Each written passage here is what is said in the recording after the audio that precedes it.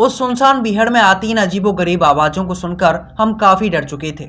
इसलिए हम 6-7 लोगों ने डरते हुए आग जलाई और हम उस आग के पास बैठ गए ताकि अगर किसी शिकारी जानवर का हमारे ऊपर हमला हो तो हम उस हमले से बच सकें। बाकी के लोग आग के पास बैठे बैठे बातें कर रहे थे कि शायद ये कोई शिकारी जानवर है, हो सकता है कि ये कोई भेड़िया हो, क्योंकि डूंगरपुर के इन बिहड़ी इलाकों में काफी सारे जंगली जानवर घूमते हैं।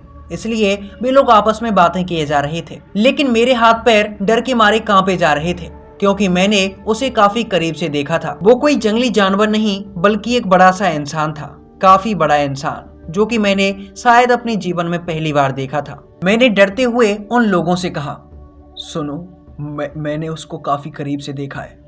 वो कोई भेड़िया नहीं है, वो बहुत बड़ा इंसान है। शायद वो इंसान ना होकर कोई भूत प्रेत भी हो सकता है, क्योंकि मैंने देखा था कि वो हमारे उस मटन की डेगची में से मांस निकाल कर खा रहा था।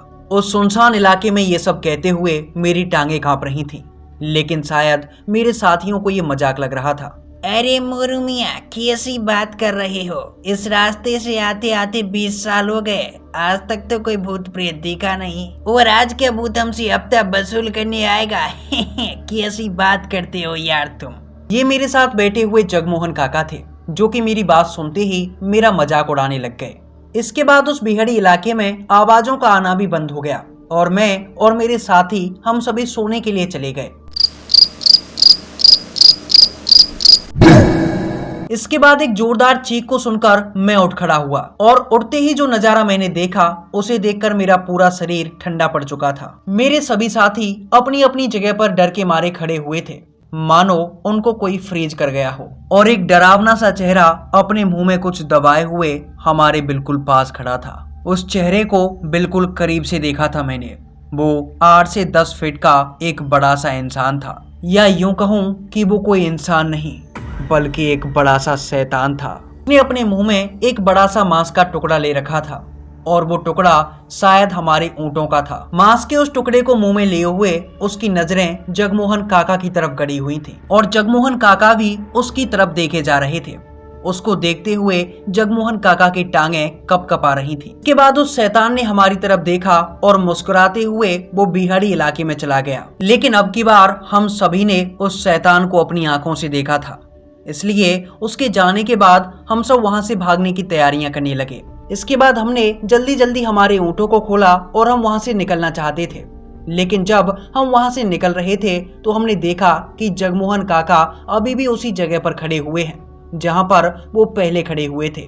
हम 2 लोग जगमोहन काका को लेने के लिए उनके पास पहुंचे और मैंने जगमोहन काका से कहा, अरे काका जल्दी चलो यहाँ से, देखा नहीं वो कितना बड़ा शैतान है, अगर जल्दी यहाँ से नहीं निकले तो वो हम सबको मार डालेगा। लेकिन इसके बाद भी मोहन काका वहां से चलने के लिए तैयार नहीं थे। उन्होंने डरते हुए और दबी सी आवाज में कहा, शैतान नहीं मियाँ, वो घूल है।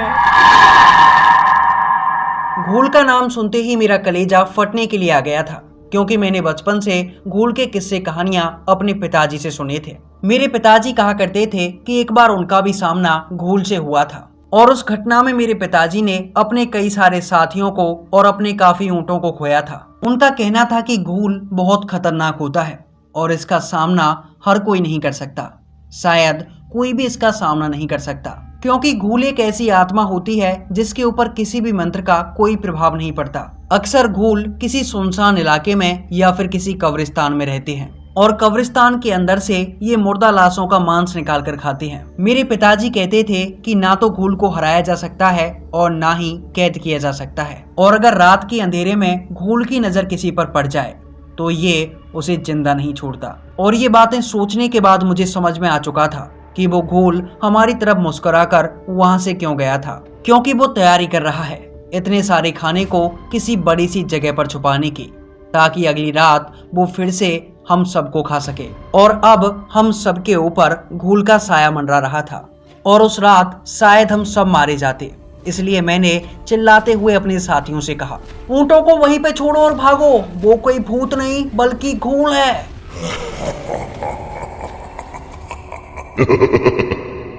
घूल का नाम सुनते ही मेरे सभी साथी ऊंटों को छोड़कर वहां से भाग खड़े हुए। मैं और जगमोहन काका हम दोनों भी बिहाड़ी इलाके में इधर उधर भाग रहे थे। भागते भागते हम थोड़ा आगे ही निकले थे कि तभी किसी के चीखने की आवाज आई।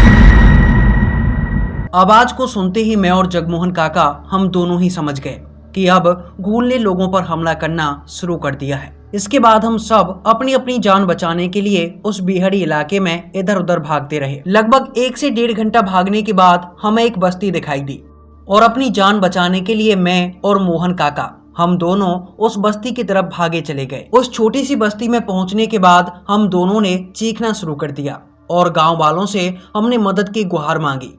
हमारे चीखने चिल्लाने की आवाजें सुनने के बाद गांव वाले अपने अपने घरों से बाहर निकले। वो हमारी इस हालत को देखकर शायद कुछ समझ चुके थे, इसलिए उन्होंने बिना पूछे ही हमें अपने घरों के अंदर ले लिया। इसके बाद उन लोगों ने कुछ झाड़ फूंक की और हमें एक कमरे के अंदर बंद कर दिया और हमसे कहा कि सुबह होने तक तुम्हें घर से बाहर नहीं निकलना है। इसके बाद मैं और जगमोहन काका हम दोनों ही उस कमरे के अंदर सो गए। अगली सुबह जब हमने उन बस्ती वालों को हमारे साथ हुई इस घटना के बारे में बताया तो हमारी ये बात सुनकर बस्ती वालों ने कहा कि घूल का साया अक्सर उन बिहाड़ी इलाकों में मंडराता है और वहाँ वो काफी सारे लोगों की जान ले चुका है।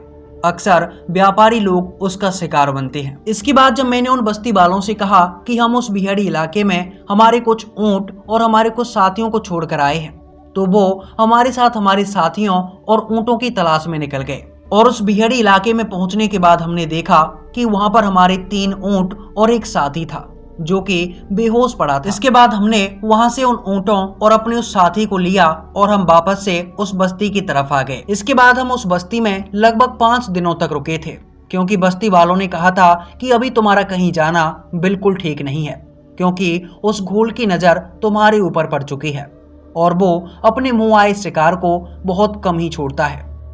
बस्ती वालों की ये बात सुनने के बाद हमने वहीं रुकना ठीक समझा और इस बीच हमने हमारे उस साथी से भी बात की जो कि घूल के मुंह से बचकर जिंदा निकला था। मेरे उस साथी ने मुझे बताया कि किस तरह से उस घूल ने बाकी के ऊंटों और मेरे साथियों की जान ली। शायद उस रात हम तीनों साथी और हमारे वो तीनों ऊंट भी ना बच पाते, लेकिन न जाने कैसे हम उस घूल के चंगुल से बच गए। आज भी मैं ऊंटों का व्यापार करता हूँ, लेकिन कभी भी मैं डूंगरपुर के उन बिहाड़ी इलाकों में नहीं गया। तो दोस्तों, ये थी मोरध्वज जी की कहानी। आपको ये कहानी कैसी लगी और मेरी स्टोरी टेलिंग आपको कैसी लगी, नीचे कमेंट सेक्शन में जरूर बताना। और अगर आपको भी हॉरर स्टोरी सुनना पसंद है तो इस वीडियो को लाइक एंड चैनल को सब्सक्राइब कर दीजिए, ताकि आपको इस चैनल पे हॉरर स्टोरीज मिलती रहें, क्योंकि हर दोपहर 1 बजे एक और नई हॉरर स्टोरी आपका इंतजार करेगी। तो चलिए मिलते हैं कल दोपहर 1 बजे एक और नई हॉरर स्टोरी के साथ। तब तक के लिए डरते रहिए।